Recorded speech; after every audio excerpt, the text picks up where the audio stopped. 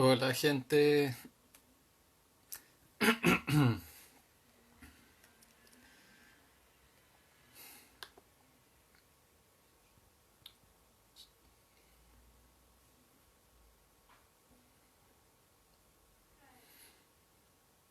Hola Bárbara, ¿qué tal? Pablo, Juan Ignacio supongo, Club Piedra Andina. Hola, ¿qué tal? ¿Cómo están todos?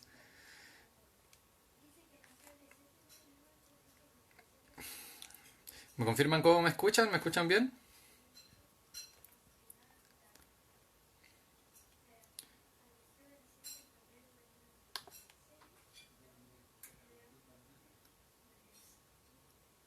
Bueno, estamos esperando que conecte un poquito más de gente para comenzar con la entrevista de hoy, de este ciclo de entrevistas de la rama de montaña Watch.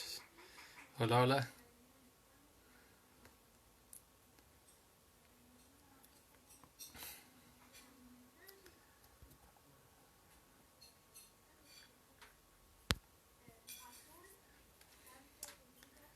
Ya, perfecto. Vamos a empezar a comenzar nomás. Les comento que hoy tenemos nuestra entrevista a Leonardo Martínez.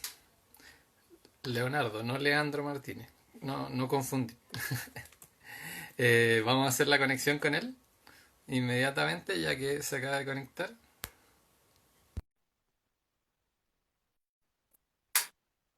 Vamos a esperar a ver cómo anda el internet. Hola, ¿cómo Hola, están? hola, hola, ¿qué tal? ¿Cómo estás? Bien, bien, ¿y tú? Muy bien, muy bien. Eh, Gracias por esta bueno, conexión, David. sí, estamos aquí con un destacado montañista también que ha enfocado harto de su pega en rescate, un montón de cosas que vamos a ir desarrollando a lo largo de la entrevista. Leonardo Martínez, así que dale, preséntate tú, saluda a la Muchas gente. gracias. Hola, ¿cómo están? Veo hartos amigos y amigas conectados por ahí. Qué bueno que estén presentes.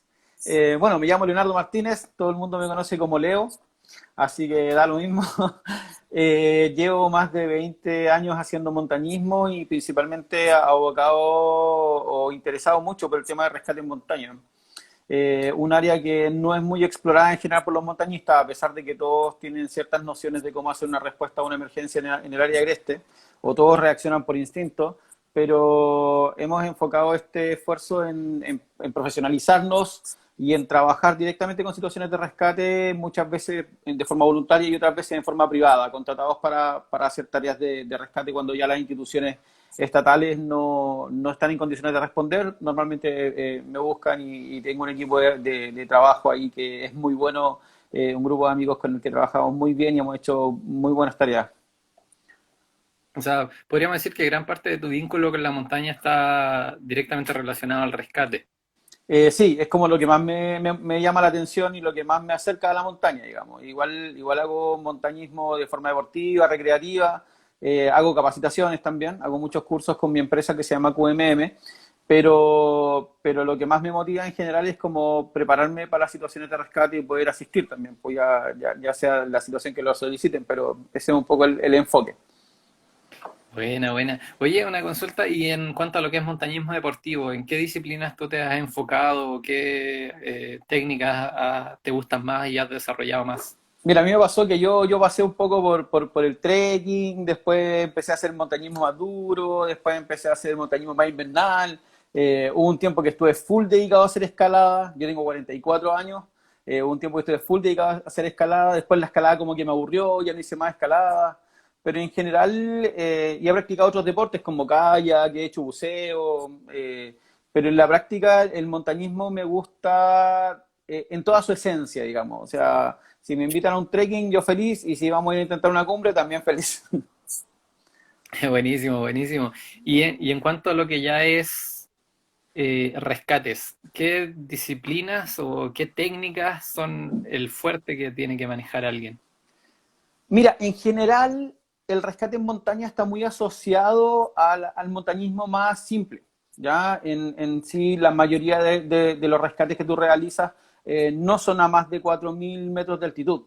¿Ya? La mayoría de los rescates suceden en altitudes, hablemos de la zona central de Chile, en altitudes que van desde los 1.500 metros hasta los 2.500, 3.000 metros de altitud, tal vez un poquito más, pero ese es el rango con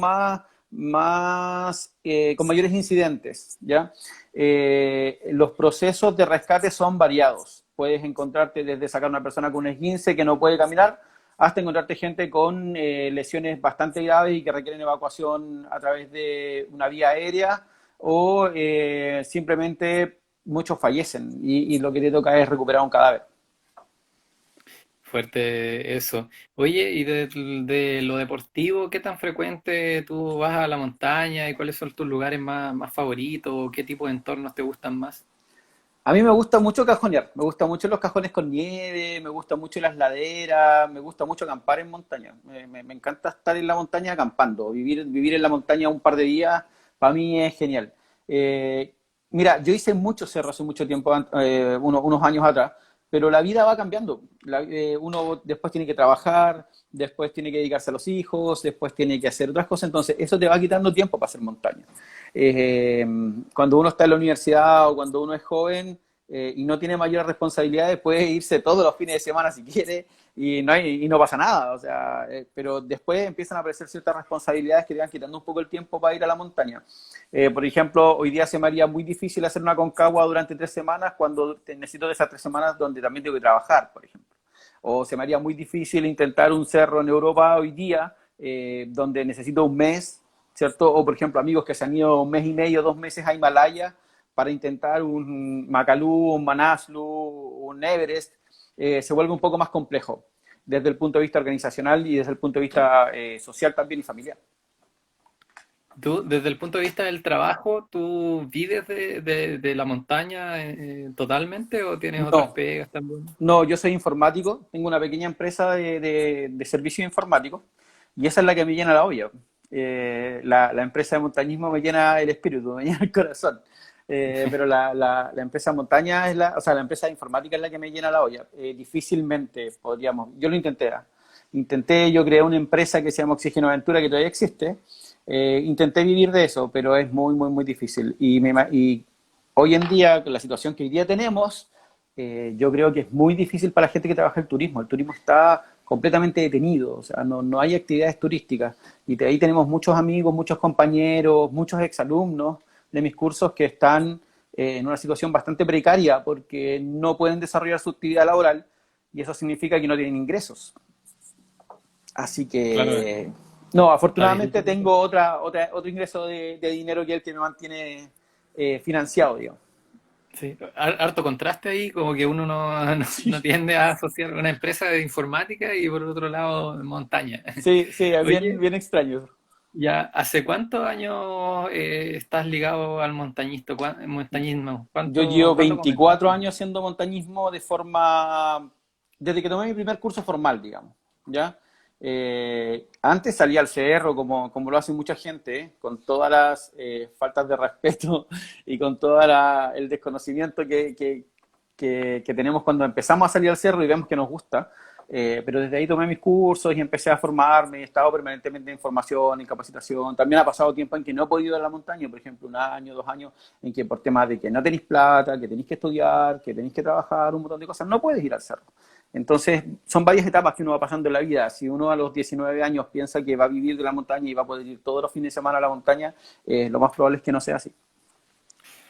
Bueno, hay que mantener viva la esperanza. Sí, sí. Oye, ¿Mm? y tú me comentabas que, claro, primero partiste así como a la vida, que igual es bastante común. Claro, ¿Tus primeras experiencias en ese sentido fueron gratas o por ahí lo pasaste mal de no repente? súper gratas. O sea, yo te puedo decir que en mi vida he tenido solamente un accidente que me dejó algún tipo de lesión, pero en general soy súper precavido, soy súper preocupado de la seguridad. Entonces, durante toda mi vida como montañista, o incluso antes de ser montañista, siempre me preocupé mucho de cuidarme. Y siempre lo pasé súper bien. Siempre para mí era vida ir al cerro, ir a la montaña. Yo soy nacido en Concepción.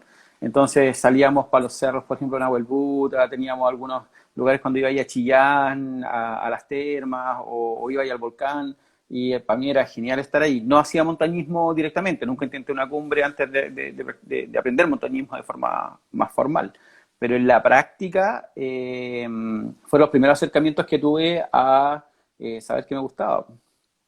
en un Claro. tiempo Oye, donde ya no había que, equipamiento, ojo, sí, me imagino. en Oye, un ya que tiempo no había. estamos, ¿en qué consistió ese accidente que comentabas?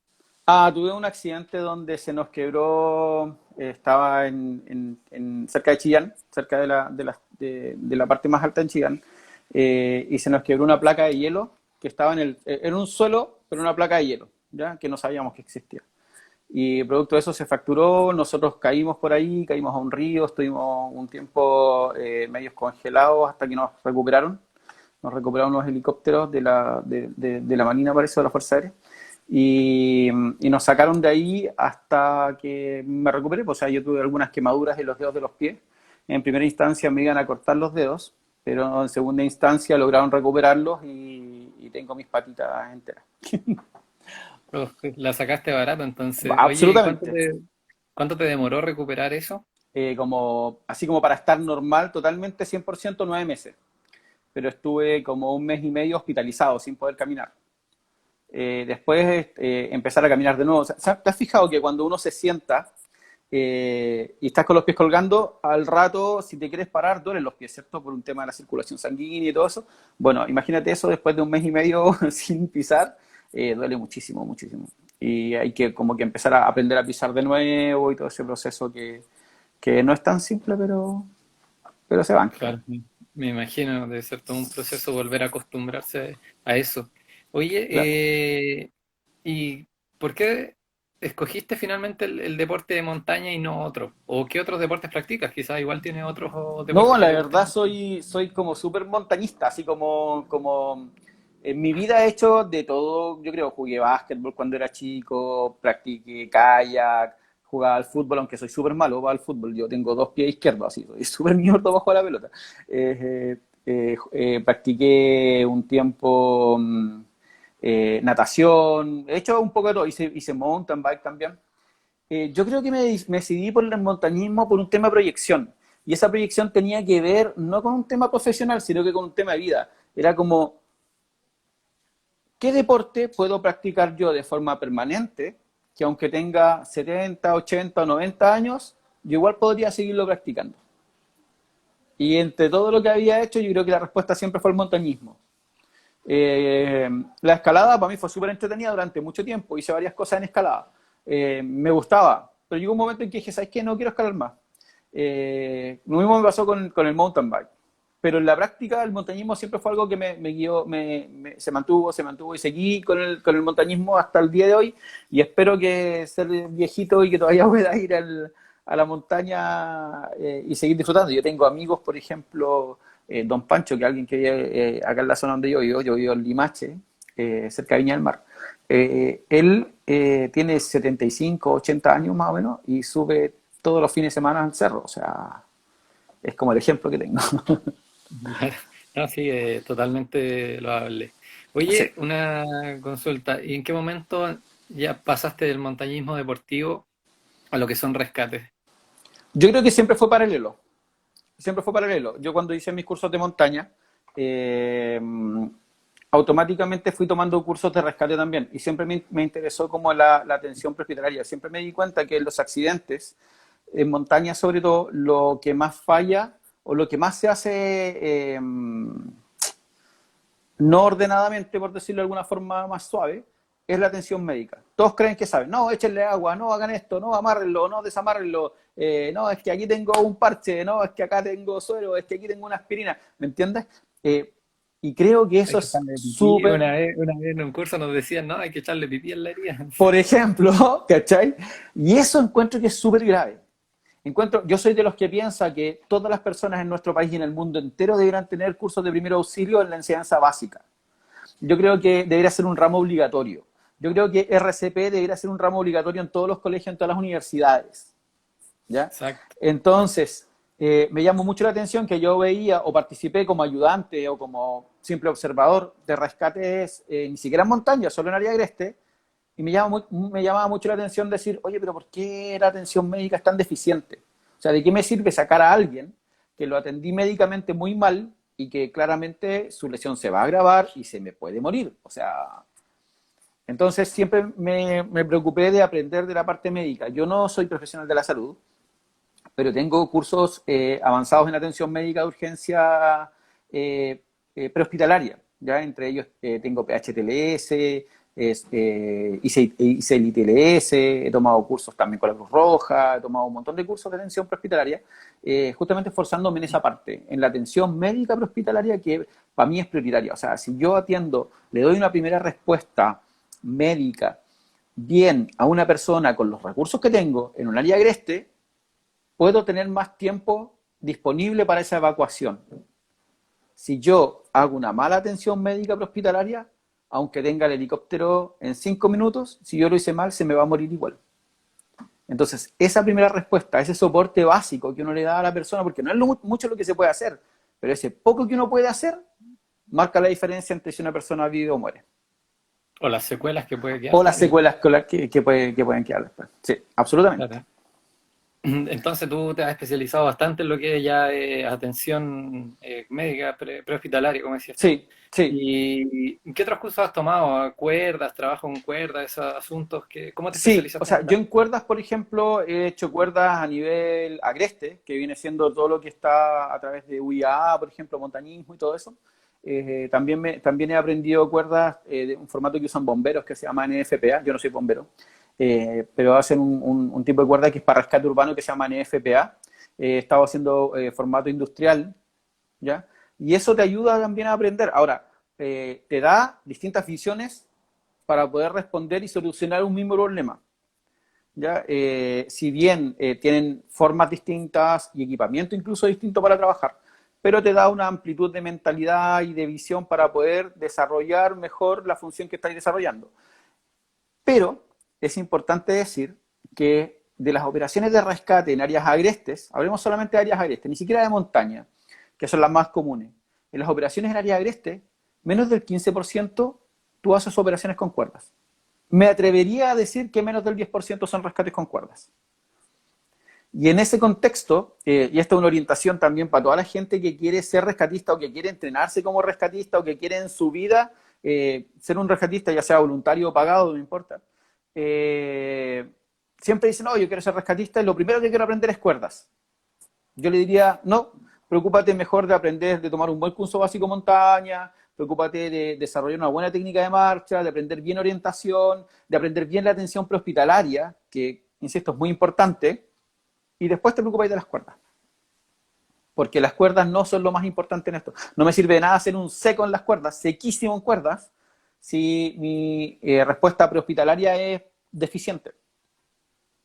Entonces Claro. ahí es donde está esa disyuntiva de qué es lo más importante. Yo cuando hice el curso de ITLS hice dos modalidades, un básico en Perú y un avanzado en Chile. Y cuando hice el curso de ITLS, el primero, el básico en Perú, el médico lo que más me decía es, Leo, si no te mata no es importante. Entonces la misma pregunta yo le hago a la gente que me dice, oye, quiero aprender de cuerdas. Sí, pero ¿las cuerdas te mata o te salva? La atención prehospitalaria en este caso, a mi juicio, me hago cargo de lo que digo, es prioritario aprender cuerdas. ¿Cachai? Por ahí va un poco el tema. Sí, al final igual depende de las condiciones de cada lugar.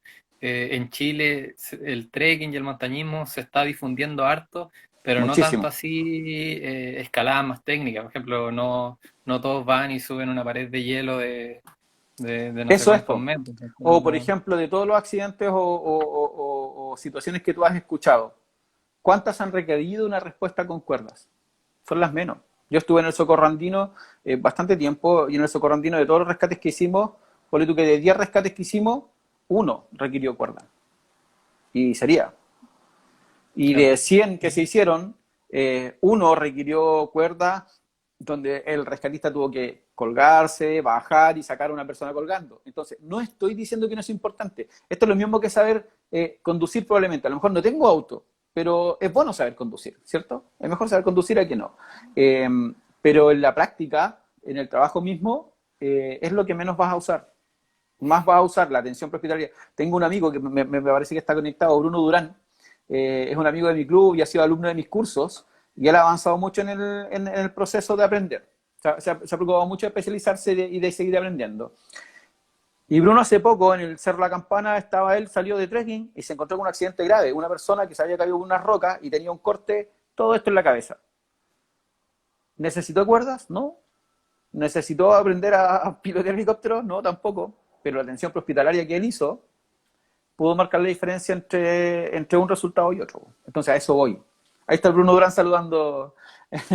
Sí, hola Bruno. Entonces ahí tenemos un ejemplo de por qué yo te digo que sí, tenéis que saber de cuerda, tienes que saber de técnicas de progresión en glaciar, sí, pero hay cosas que son antes y después. Yo siempre enfoco a los montañistas a que hagan cursos que son básicos, ¿ya? Partan con los cursos básicos.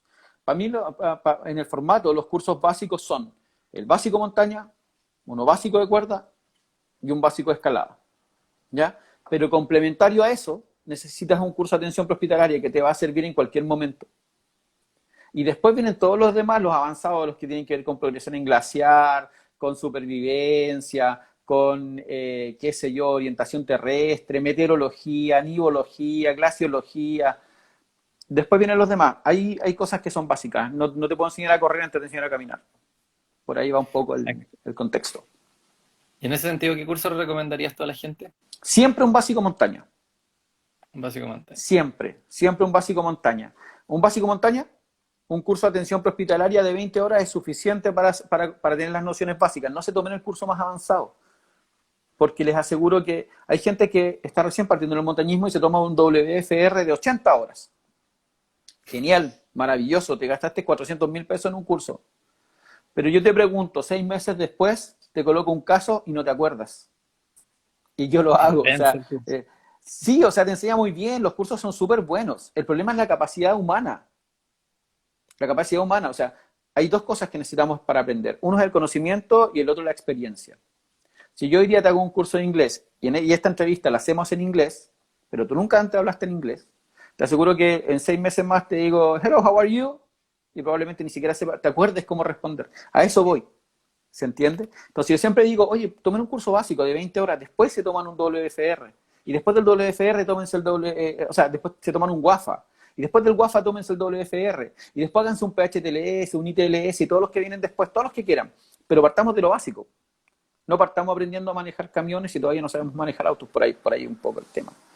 ¿Sí? Sí, de hecho, el WAFA de repente lo miran en menos porque está el WFR, pero un WAFA es un curso muy bueno, muy completo. Sí, yo creo que hay un tema que tiene que ver como con la titulación. Es como soy más bacán si hice un WFR y soy menos bacán si hice un WAFA. ¿Cachai? O soy menos bacán si tomé el curso de atención prehospitalaria que dicta QMM, hasta haciendo publicidad. Pero en la práctica, la pregunta es, ya, vale, pero de las 80 horas, ¿qué te quedó? ¿Cuánto realmente aprendiste? Y de todo lo que aprendiste, ¿cuánto realmente eres capaz de poner en práctica? Lo mismo pasa con los cursos de montaña. A mí me llama la atención una cosa, y aquí me voy a poner pelador, pero me llama mucha la atención que hay muchos rescatistas de montaña nuevos que tú les preguntas, oye, ¿tú qué haces?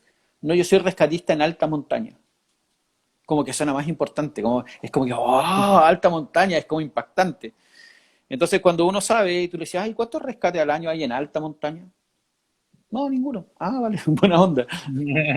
Casi todos los rescates son en baja y media montaña. O sea, nómbrame un rescate en el último tiempo que haya sucedido a más de 5.000 metros de altitud en Chile.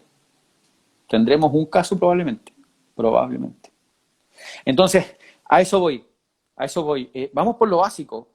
Vamos por lo básico, especialicémonos en lo básico, seamos buenos en lo básico y nos vamos al intermedio. Y una vez que somos buenos en el intermedio, vámonos a lo avanzado.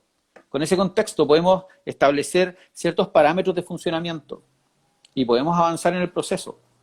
Pero si nosotros queremos ir directamente a lo que es más avanzado, vamos a tener algunas deficiencias. Yo lo veo, es tangible, es medible incluso. Así que por ahí va un poco el tema. Muy buenas recomendaciones. Oye, ¿y cuál ha sido el rescate más complejo en el que has estado? El más complejo, chuta, tengo varios, pero a ver, el más complejo con respecto a desgaste personal, digamos, físico, fue uno que hicimos hace ya hartos años, en el cajón del Cerro Gloria. Cerro Gloria está desde el Camino Internacional, desde Viña del Mar hacia la Cordillera de los Andes, hacia Portillo. y arriba en el cajón, en la parte más alta, en el base del Cerro de Gloria, se accidentaron dos chicos, una francesa y una belga. El problema es que estaban con fracturas y con lesiones varias. Y para que te hagas una idea, son 9 horas de caminata de ascenso para llegar hasta el punto del base. Y nosotros tuvimos que caminar todavía una ladera de hielo que había, más o menos unas 2 horas más. Recuperarlas, sacarlas, nos dio la noche. Hacer el campamento, hacer la atención médica, la evaluación, la atención psicológica, estar con ellas todo el rato. Esperar al otro día en la mañana y decir, oye, ¿va a llegar un helicóptero? No, no hay helicóptero porque no hay techo. O sea, estaba nublado, teníamos nubosidad y el helicóptero no iba a llegar. Ok, entonces tenemos que salir con ellas caminando. Camillar todo el día. Llegó la noche y tuvimos que armar campamento de nuevo, porque ahí tienes que armar la carpa y todo el proceso de nuevo. Al otro día desarmar la carpa y todo el proceso de nuevo. ¿Cuánto corto estuvimos? 2 días y medio en el proceso, casi 3 días en el proceso, hasta salir a la carretera, donde estaba la ambulancia y los vehículos esperando. Fue un rescate súper enriquecedor desde el punto de vista profesional, pero fue absolutamente desgastante, tanto psicológica como físicamente. O sea, si tú me preguntáis, no, pero bacán, heroico lo que hicieron, digo, bueno, vengo hecho bolsa, o sea, no me interesan ni los aplausos, quiero comer y dormir. Íbamos reventadísimos, muy, muy, muy, muy, muy reventados. Y del punto de vista técnico, a ver, mira, el Cerro La Campana es un cerro que está aquí cerca de mi casa. Y no es un cerro muy complejo, de hecho es muy, el Parque Nacional de la Campana está abierto a toda la gente, muchos han subido a la cumbre, mucha Ahí gente en tiene fotos Olmué. en el cumbre de la Campana, sí, mucha gente tiene fotos en el cumbre de la Campana, pero la Campana es un cerro que tiene unas paredes bastante complejas. Y en febrero del año pasado, en enero del año pasado, tuvimos que sacar a un chico que por algún motivo se metió en una pared, que es una pared vertical que tiene como 130 metros de alto, y quedó parado en un peldaño del tamaño de un peldaño de escalera. 1,5 metros de largo, por decir, por unos 25 o 30 centímetros de ancho.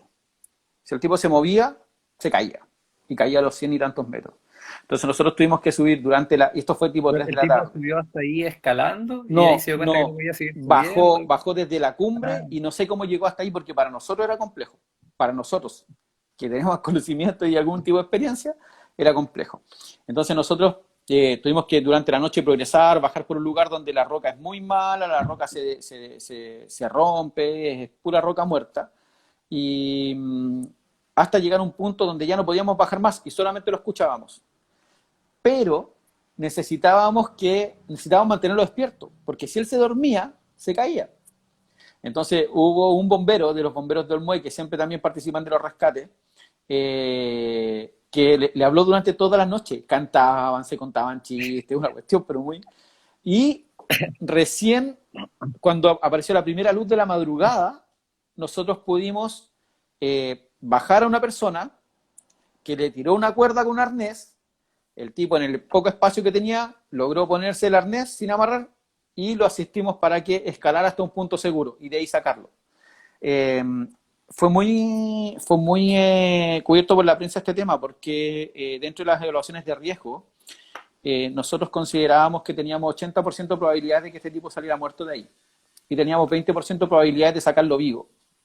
Y de ese 20% teníamos 15% de probabilidad de que saliera con lesiones.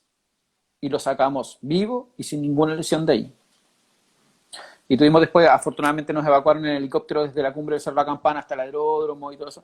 Y fue un muy buen rescate, pero también muy, muy desgastante y con mucho cuidado. Si nosotros caminábamos y soltábamos una piedra, le caía en la cabeza a la víctima, pues, ¿cachai? Entonces, fue un rescate que requirió mucha precaución.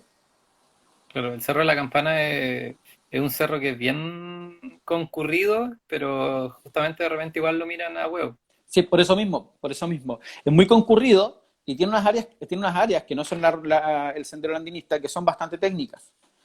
Hay varias rutas de escalada y tiene varias paredes que son bien complejas. Entonces, ahí suceden hartos casos, tenemos hartos casos ahí. Pero ese fue bien, bien, bien interesante. Oye, y en cuanto a lo más teórico o indoor, por decirlo de alguna ¿Mm? manera, ¿cómo complementas tú tu pega y el montañismo? Ejercicio, estudio, leer libros. Yo soy súper poco bueno para hacer ejercicio. Soy muy malo. Es más, soy muy bueno para los completos, para los churrascos, para todo eso. Pero tengo afortunadamente un cuerpo que siempre que lo he necesitado me ha rendido.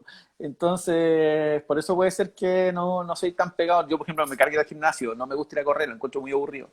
Pero siempre camino mucho, por ejemplo. Yo si tengo que ir a trabajar y puedo, por ejemplo, no andar en auto o no necesito moverme en locomoción, camino. Si tengo que caminar 15 cuadras y tengo el tiempo, los camino. Entonces creo que eso me ayuda harto. Y con respecto a aprender, sigo un montón de cosas. Leo harto, veo hartos videos, sigo muchos sitios de rescate, de tanto como rescate técnico industrial como de rescate en áreas agrestes.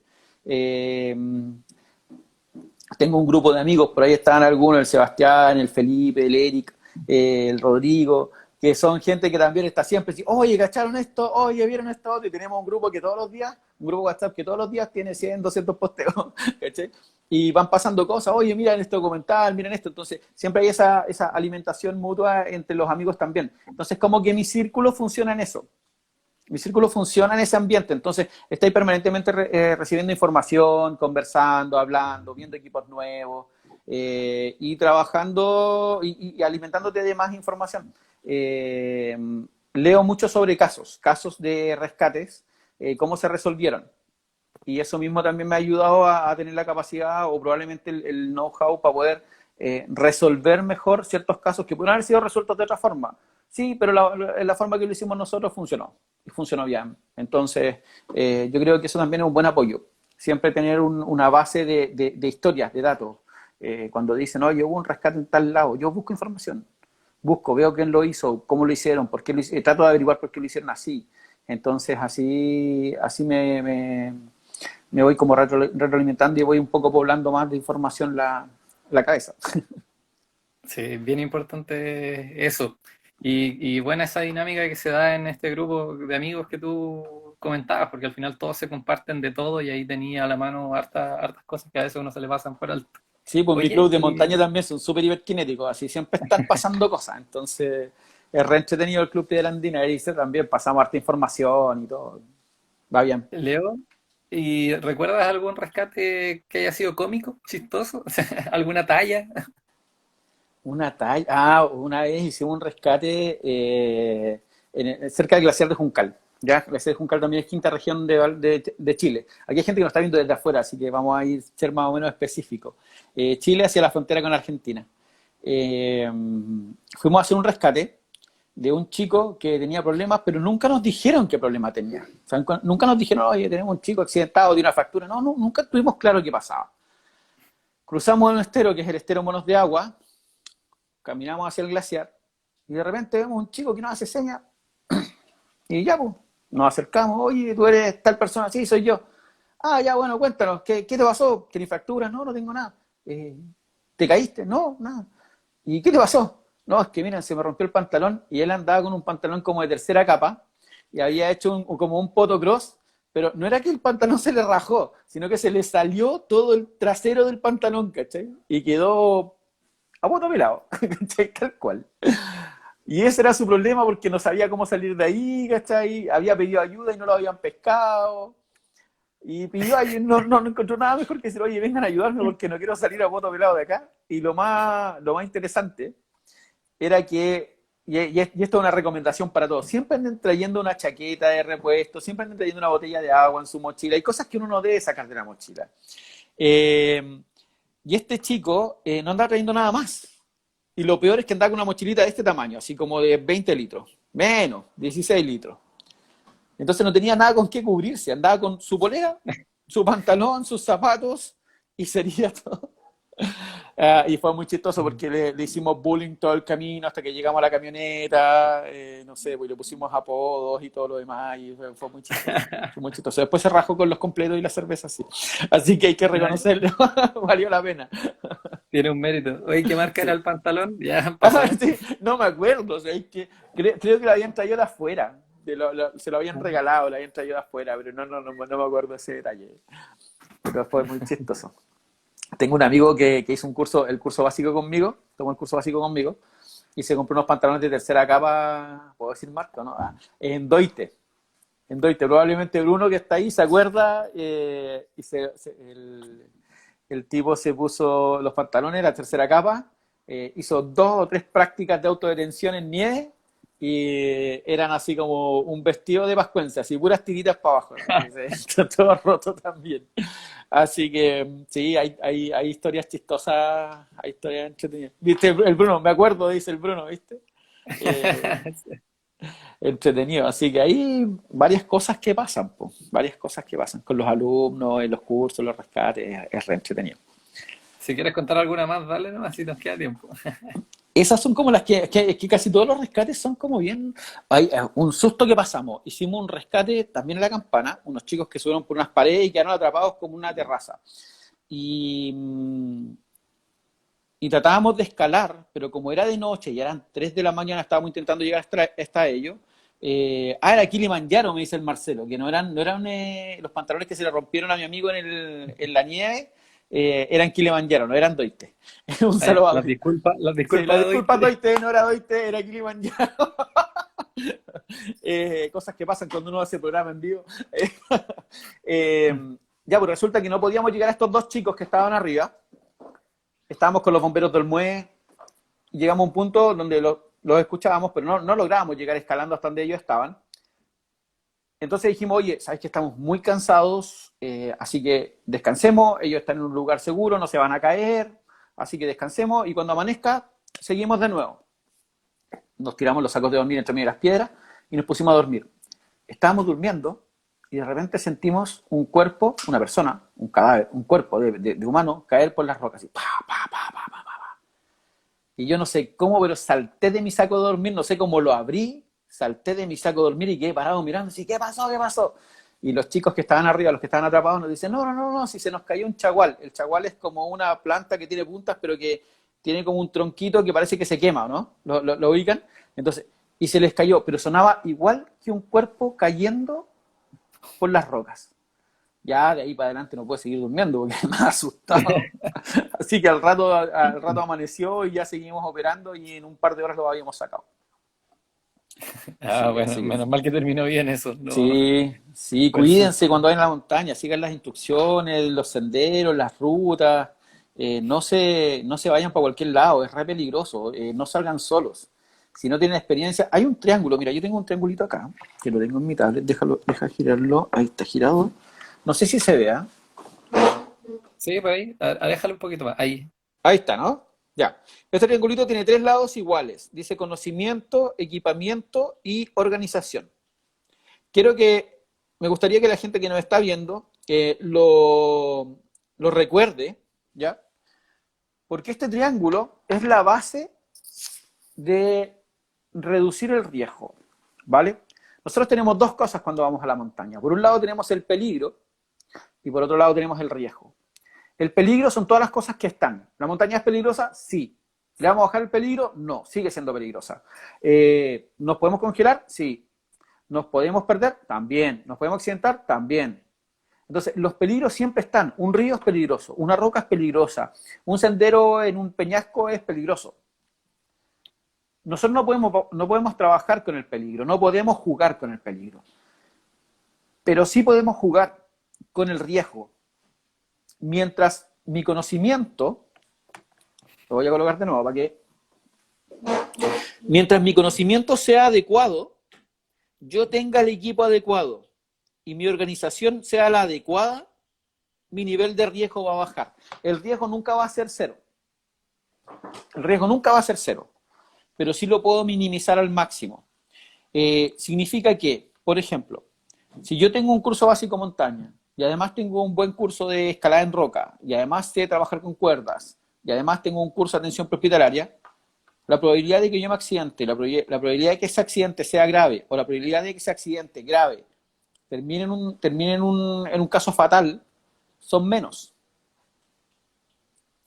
Entonces, es importante que las personas se capaciten, entrénense, capacítense, aprendan. Ese es un lado del triángulo. El otro lado del triángulo es equípense, pero equípense adecuadamente, ¿ya? no compren ropa de moda de montaña, la modaña no nos sirve. Compren ropa técnica en tiendas técnicas. ¿Son un poco más caras? Sí, pero les van a durar 3 veces más si las cuidan bien. Si tienen una buena mantención con su ropa, un buen uso de la ropa. Y el triangulito de abajo que dice organización, organícense bien. Si yo voy al cerro con una persona que no sabe nada, lo más probable es que si yo me accidento, él no sepa qué hacer. Si yo voy a la montaña, y ojo con esto chicos, sobre todo los escaladores, si yo voy al cerro con alguien que toma alcohol en la montaña, que se droga en la montaña, o que no tiene una buena cultura de alimentación, de hidratación y de sueño, lo más probable es que esto pueda derivar en un accidente de montaña. Y ese accidente de montaña va a tener una repercusión. Entonces, cuando yo tengo una buena formación en conocimientos con lo que yo estoy haciendo, si yo hice el básico montaña, que me sirve para subir cerros y para ir a caminar al cerro y hacer un campamento, no me voy a ir a escalar una roca, porque no he tomado ese curso todavía. No me voy a ir a escalar un glaciar, porque no he tomado ese curso todavía, ¿se entiende? Si yo hago las cosas de acuerdo a mi conocimiento, además mi equipamiento es adecuado y mi organización es adecuada, las cosas van a funcionar relativamente bien. Eh, Eso Preguntan por significa, ahí dónde se puede comprar buen equipamiento. les paso al tiro algunos datos. Eh, con respecto a esto, además, es súper importante, armen una planificación de salida. La planificación de salida puede ser incluso en un papel escrito a mano, pero díganle a sus familiares, a su polola, a su pololo, novia o novio, para los que no son chilenos, a su familia, a su amigo, dónde van a estar, cuándo se van a ir, cuándo van a volver, qué ruta van a usar. Y en caso de cualquier cosa, qué ruta alternativa van a tener. Si ustedes no hacen eso, cuando a ustedes les pase algo, no va a ser mucho más difícil encontrarlos, mucho más difícil rescatarlos. Eh, Hay un caso de un profe de Valdivia que se perdió en el volcán Yaima, ¿cierto? Sí. Mi equipo y yo estuvimos meses buscándolo, contratados por la familia, meses. Y el gran problema era que desde un principio ni siquiera sabíamos si es que estaba o no estaba efectivamente en el lugar, porque podría haberse ido a Hawái, por ejemplo. Entonces, cuando nosotros logramos encontrar indicios, y esos indicios dieron finalmente con los restos de esta persona, la única sensación que te queda es decir, bueno, pero ¿y por qué no avisó que iba para allá? ¿Por qué no mandó un WhatsApp diciendo, voy a estar en tal lado, voy a hacer tal ruta, a tal hora salgo? ¿Por qué, por qué no fue con alguien? Por qué salió solo? Entonces, todas esas cosas son las que no hay que hacer. Recomendación, no hagan eso. Hagan un plan de ruta, informen dónde van y así pueden tener, alguna chance de que si les pasa algo, podamos responder. Yo, en mi club de montaña, todas las salidas hacemos una planificación y alguien queda encargado en la ciudad. Y a mí me pasa que siempre, Leo, ayúdame, listo. Y si me dicen, hoy a las 7 tenemos que llamarte por teléfono, yo a las 7 estoy con el teléfono en la mano. Si a las 7:30 no me han llamado, empiezo a llamar. Y tenemos un lapso de 3 horas, por ejemplo, para decir, ok, en 3 horas no aparecieron, vámonos, los vamos a ir a buscar, pero sabemos dónde están. Y en ese contexto, mi club de montaña, por lo menos, el Piedra Andina, somos súper responsables. A veces se atrasaron, sí, y avisan a tiempo, cosa que no alcanzamos a salir de la casa, pero ya todos saben lo que tenemos que hacer. Entonces, por ahí va un poco el contexto de la organización. Así que ya saben, conocimiento, equipamiento, organización. Si un lado del triángulo está más chico, hay que fortalecerlo. Tiendas de montaña hay varias, sobre todo en Santiago. Tenemos Tatú, que es donde yo más compro. Tenemos Andes Gear, está Volcánica. Muchas de ellas tienen sucursales en regiones. Hay tiendas como La Cumbre, que a mí no me gusta comprar ahí, pero la nombro igual porque está. A mí no me gusta cómo me atienden, pero la nombro igual. Eh, Volcánica ya la nombré, Tatú, creo que estoy repitiendo. Así que hay varias tiendas, es cosa de googlear nomás. Está Pueblito Expediciones, hay varias más que nombraron por ahí, el Seba, Grunen, y eso. ¿Dónde puedo encontrar cursos? Dicen por ahí. Mira, escríbeme, yo dicto algunos cursos o los puedo derivar con gente que hace cursos del nivel que ustedes necesiten. Eh, Eso está súper bueno. Alguien dice Chio Peláez. Sí, déjame buscar acá. Es re importante que tengan súper claro el ABC de la emergencia. El ABC de la emergencia, A, la letra 1, 131, A, ambulancia. B es la segunda letra, 132, ¿cierto?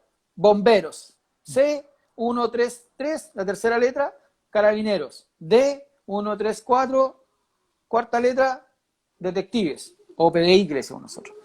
Pero siempre dejar aviso a todos lados, hay que tener cuidado con eso.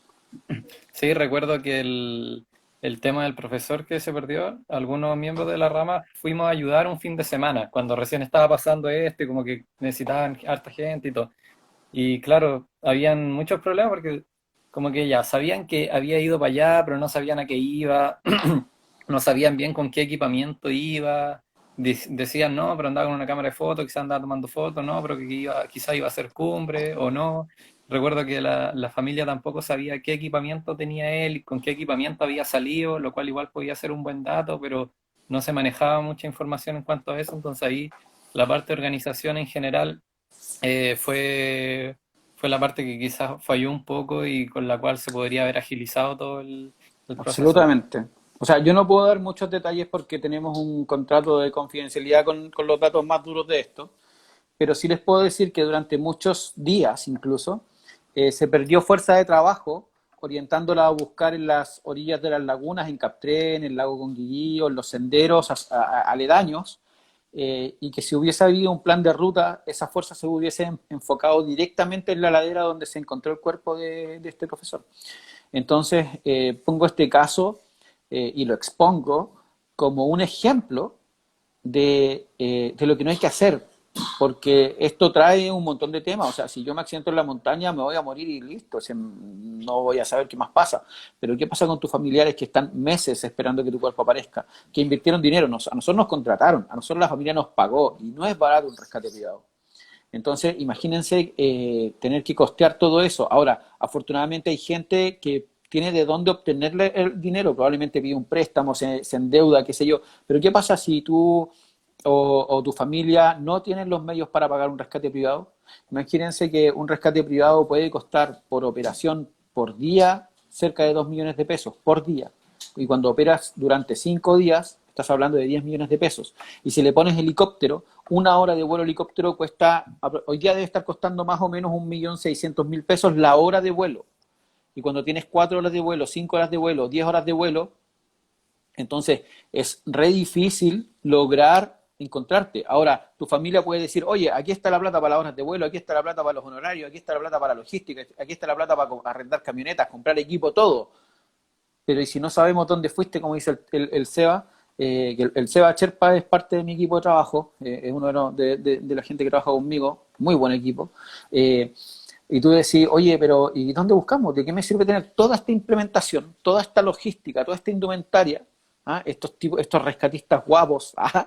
Secos, guapos, atléticos, ¿ah? Y si no sabemos dónde buscar, ¿de qué nos sirve? No sirve de nada. Entonces, por eso, avisen, siempre avisen. Si no quieren que, sepa, que su polola, su mamá sepa para dónde va, avísenle al amigo o a la amiga, manden un correo a alguien, un WhatsApp. Cosa que si no pasa, si no aparece, se puede reaccionar más rápidamente. Llamen a carabineros, activen a bomberos. Así que en ese contexto, siempre, siempre, siempre, siempre dar aviso y entregar información a carabineros. Nosotros acá cuando subimos a la cordillera de los Andes por el sector central de la región de Valparaíso, siempre dejamos aviso en carabineros en Guardia Vieja y si estamos más arriba a los carabineros del paso fronterizo de los Libertadores. Porque es la única forma Sí. de que tengas una respuesta pronta en caso de que tengas algún accidente. Sí, son detalles no menores, no tan detalles, que Claro, no dan hay detalles. que, Y son hay simples. que tener No siempre en cuesta, consideración. no necesitas gastar plata para hacer eso. Es súper simple. Así es. Hay que dedicarle un poquito de tiempo nomás y eso puede cambiar harto la situación, el panorama después. Así es, Oye, así es. la gente comentaron hartas tiendas por ahí. O sea, Sí, se las igual a modo de comentaron varias por recomendación, ahí. claro, hay hartas tiendas, todas esas que comentaron venden harto equipo técnico, tanto vestimenta como ferretería, etcétera. pero igual investiguen también por su cuenta y todo, porque varias de estas tiendas obviamente se han popularizado harto, entonces venden de todo. O sea, no Así todo lo es, que venden ahí es realmente para lo que ustedes quieren, o a veces pueden comprar algo muy bueno, pero que no era para la finalidad que ustedes lo así es. necesitaban. También pasa. Hay un caso X, no voy a dar mayores detalles porque puede haber gente involucrada viendo la transmisión, pero hay un caso X de una señora que murió en el Yaima, ¿ya?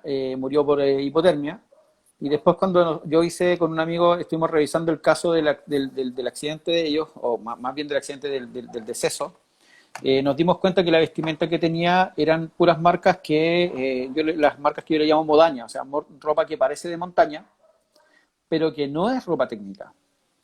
¿Ya? Y estoy hablando actualmente de Lipi, estoy hablando de Merrell, estoy hablando de Columbia, estoy hablando de Rescue, que lo venden en Ripley, en las tiendas Ripley en Chile, estoy hablando de, no sé, todas esas marcas, Kilimanjaro, Doite, que son ropas para hacer probablemente un trekking, pero no son ropas técnicas de montaña. Cuando tú necesites una prestación técnica de un Polar, de Polartec, que efectivamente te permita filtrar el viento, o efectivamente te permita conservar ciertos grados de temperatura, esa ropa no te lo va a dar.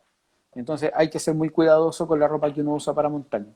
Y en eso hay un montón de marcas. Si alguien quiere más información o le puedo ayudar o tiene dudas, puede escribirme a través de Instagram a Leo Martínez G, o puede agregar QMM Capacitaciones y me escriben y yo encantado, teniendo tiempo, les voy a responder o les respondo en un rato más.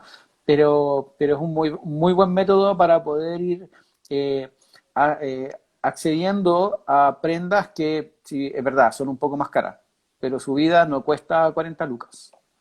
O de Así repente que, hay equipamiento que se agarra de marcas reconocidas, no sé, yo no quiero entrar en peladero, pero por ejemplo, no sé, pues, National Geographic es un canal muy reconocido sí, y una organización, una fundación muy reconocida, pero en cuanto a calidad de equipamiento, por ejemplo, se apoderan demasiado, se agarran mucho de este reconocimiento que tiene en otras áreas claro. para Ocupan el venderte un nombre para producto que fortalecer quizás...